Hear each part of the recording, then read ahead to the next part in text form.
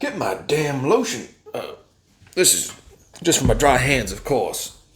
Anyway, here we have Dr. Orion Taraban giving a little advice on women. He's got many videos out here.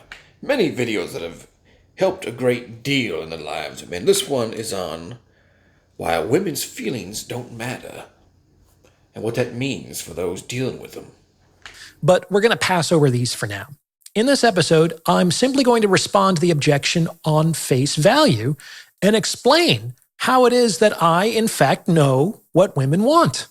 And if you listen very carefully, you'll potentially be able to advance your understanding of human beings in general. Let's get to it. Now, how trustworthy can he be if he actually claims to know what women want? They don't even know, but he knows them better. So the main argument in support of dismissing my perspective is that I, as a man, cannot possibly know what it really feels like to be a woman. And I agree with that predicate. I don't know what it really feels like to be a woman. That's true. But we can also extend that statement to literally everyone. I can't feel anybody else's feelings. I can't experience anybody else's life. And that means that I do not know, cannot know, what it really feels like to be anyone else.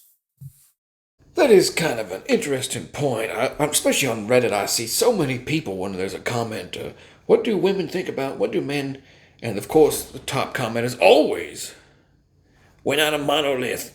Men aren't a monolith, women aren't a monolith. And yet, for other arguments, you're not a woman, you don't know what it's like being a woman, as if they all have the same experience, when it's convenient, mind you. That's very important. It's got to be convenient for the argument. And it's certainly not true that men simply understand each other due to the fact that they share a gendered experience of reality. Because whatever that gendered experience is, it's not the same gendered experience for all men. Similarly, women typically don't get together and sing kumbaya over their shared womanhood. In fact, in the diversity of human experience, there are probably some men who are more different from me than some women are. The point is that experience doesn't neatly organize itself around the identity categories that people create. But none of this matters with respect to the point under consideration. And why doesn't it matter? Because I don't need to know how a woman feels in order to know what she wants. I will say that one more time. I don't need to know how a woman feels in order to know what she wants. Now, does that sound like a plausible scenario? Does anybody have a guess on that? How could you know what a woman wants without knowing how she feels? Why? Is it like those magic tricks where it seems so complicated and amazing, and then you find out they really just have this little device stuck up their sleeve, and all of a sudden the magic is gone every time you watch it? And why is that? Because the truest indication of what people in general, men and women, what people want is not their feelings, it's not their intentions, and it's absolutely not their words. Okay, everyone, what's it going to be? I think we learned this back in first grade. It's their behavior. Observing how people behave, especially with respect to scarce resources like time or money, is the most accurate and reliable indication of what people truly value. And guess what? As a man, I can observe women's behavior. In fact, as an outside observer, I'm probably better equipped to observe a woman's behavior than that woman is herself. This is because people have all kinds of blind spots, or more accurately, distortions, that prevent them from seeing themselves as other people do. This is a large part of what makes therapy effective. In therapy, you examine your subjective. And a lot of them will try to exploit that bit of information there. I didn't know. Oh, God. Oh, now you finally told me. I couldn't believe I was doing this. And then 5 minutes later, they repeat the same behaviors. So don't fall into the trap of, oh, I know now. Oh, I know now. I knew a kid like that when I was growing up. Every time he'd do something wrong, he'd be stealing your toys, stealing food off lunch trays. They'd say, "Oh, you can't do that. That's wrong to be doing that." He'd go, "Oh God, now I know. Now I know." You think, okay, yeah, well, don't do that. Turn back around. There he is, grabbing the other cookie off your tray. Some people are like that. Some people, no matter how many times you say, "It's not right to take your cookie there, Billy," Billy is still going to grab that cookie no matter how many times he says sorry to you. Experience with your therapist and collaboratively figure out where it doesn't quite line up with reality, which is generally why people suffer. And it is the observation of behavior, not the mutual recognition of a shared gendered experience, that makes this possible. But let's go further, starting with my first premise, namely that people's behavior is the most accurate and reliable indication of what people truly want. Take this hypothetical example.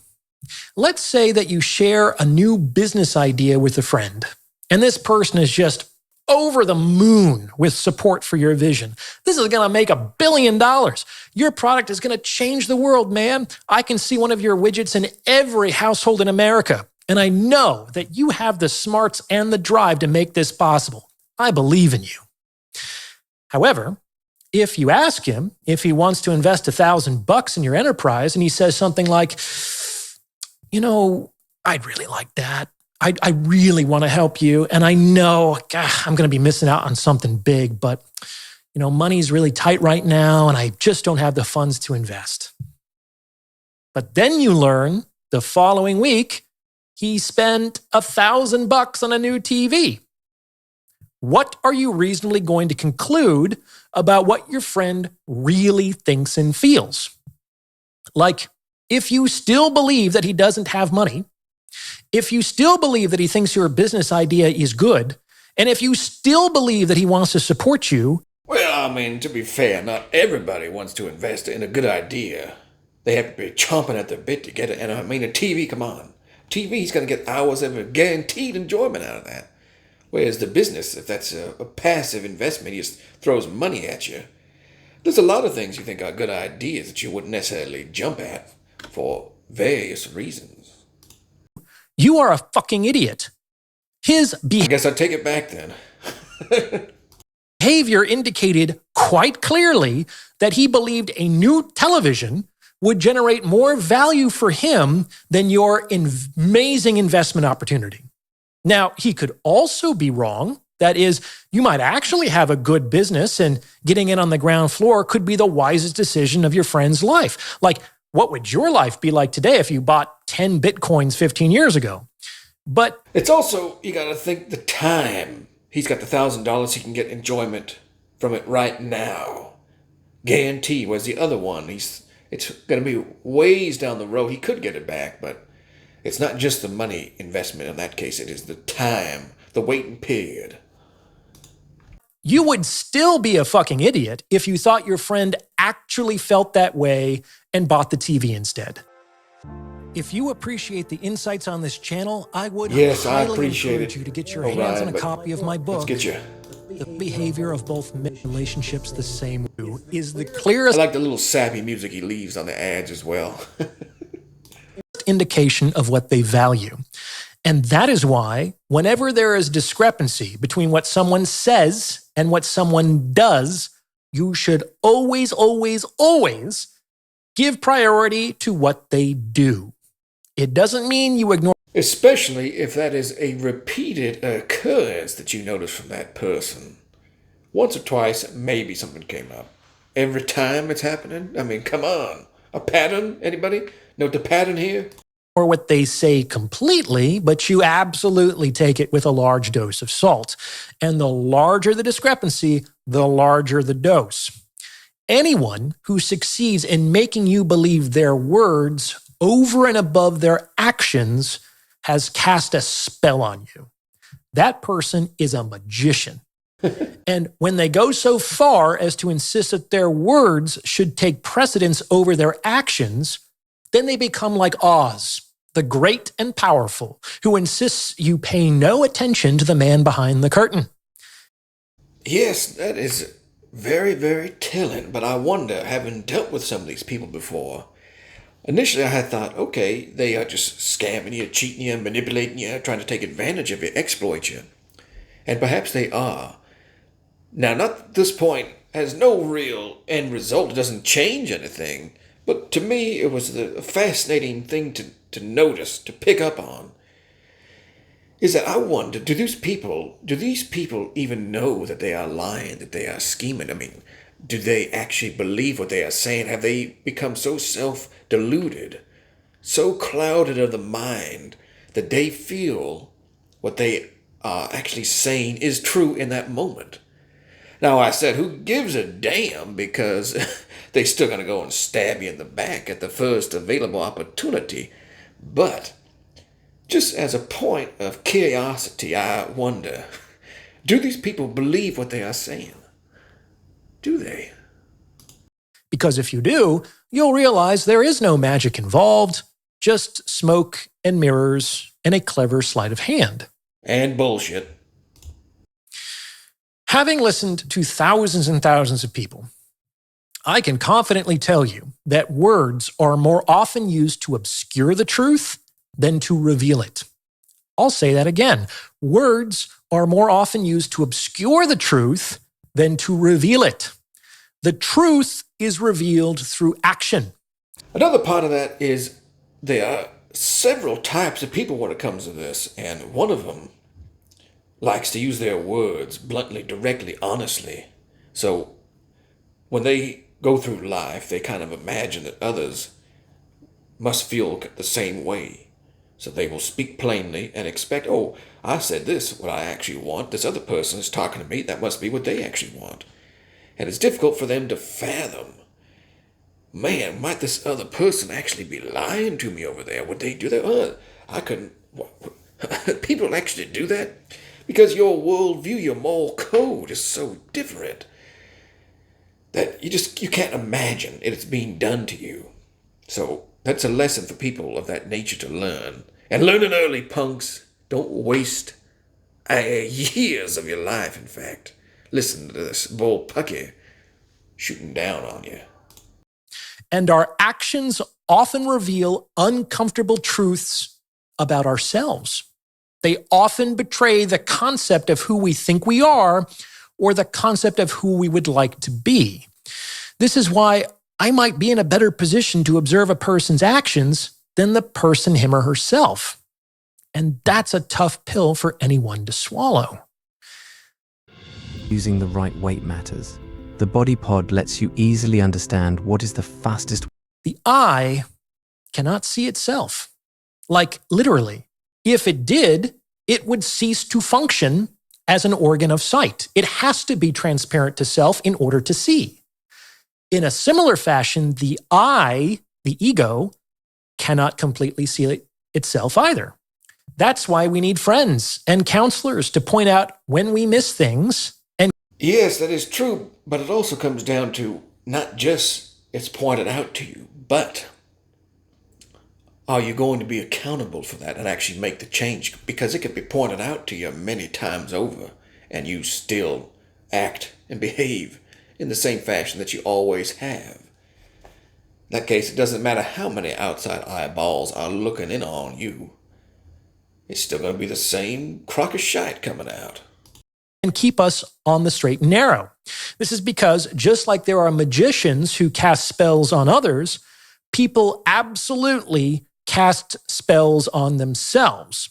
In fact, the two are related. The more susceptible people are to their own spells, the more susceptible they tend to be to the spells of others. And the spell that people most commonly cast on themselves is the willingness to believe their own bullshit. These distortions or coping mechanisms are designed to protect the individual from pain, especially the pain that arises from the cognitive dissonance that would ensue upon realizing that their actions were not, in fact, in line with their consciously articulated values. That is so strange. It is so strange to me to hear that, where somebody could be so self-deluded that they don't even realize what they are doing over many, many different aspects. want to feel like a bad person or a hypocrite. So they believe that they tend to act in line with their beliefs, even when there is copious evidence to the contrary.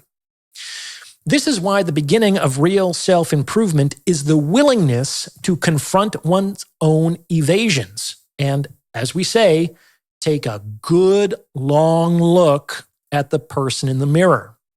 And why do we say that? Because in the mirror, you can actually see yourself. And the type of people who have this problem do not want to look, and even if they see, it doesn't change anything by itself.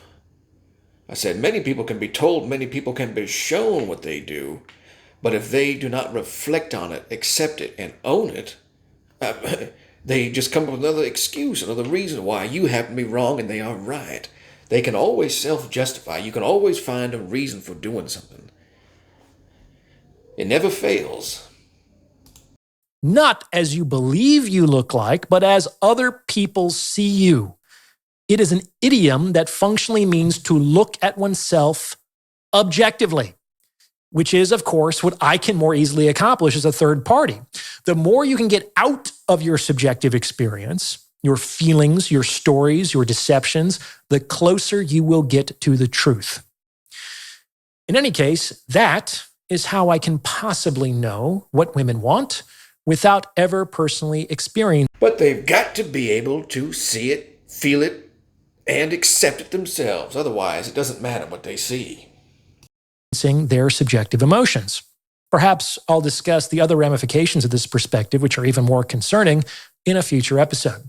But I think that's enough for today. All right, he said enough. People are liars, they're scum. They believe they're righteous and great. I'm one of them.